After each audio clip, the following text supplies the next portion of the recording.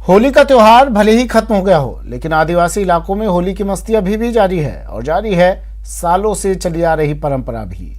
प्रतापगढ़ के लबाना समाज की ऐसी एक परंपरा से आपको रूबरू करवाएंगे, महिलाओं को मजबूत करने वाली इस लठमार परंपरा नेजा से।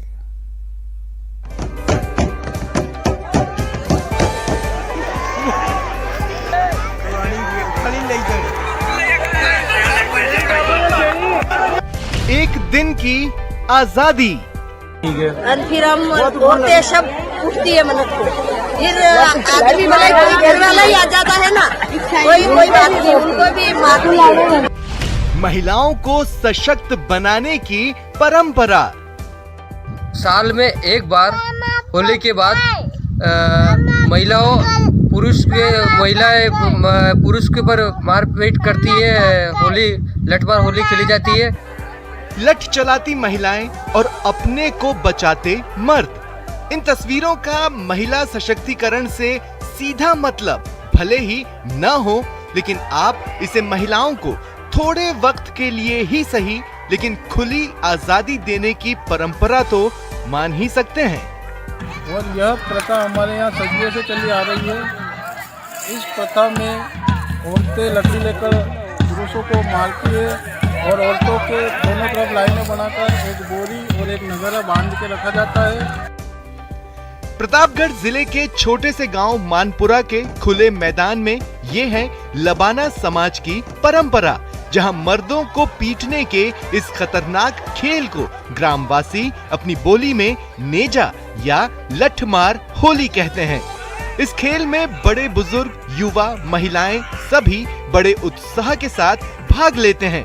इस खेल में महिलाओं का पूरा वर्चस्व रहता है। तो होली के 3 दिन बाद हमारे यहाँ कटोरी गाड़ते, इतनी बड़ी, पहले तो रात में कटोरी गाड़ते, फिर ये नमक की बोरी डालता है, फिर ये नगारा और ये मनुष्य ले जाता है। ठीक है। और फिर हम बोलते सब उठती है मनत को। महिलाएं और पुरुष अलग अलग टोलियों में नगाड़ों की थाप पर नाचते हैं, गाते हैं और एक दूसरे पर छींटाकशी करते हैं।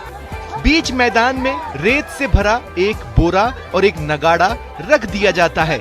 महिलाएं हाथों में लचीली लेकिन मजबूत लकड़ियां लहराते हुए पुरुषों को बोरा उठा के ले जाने की खुली चुनौती देती हैं।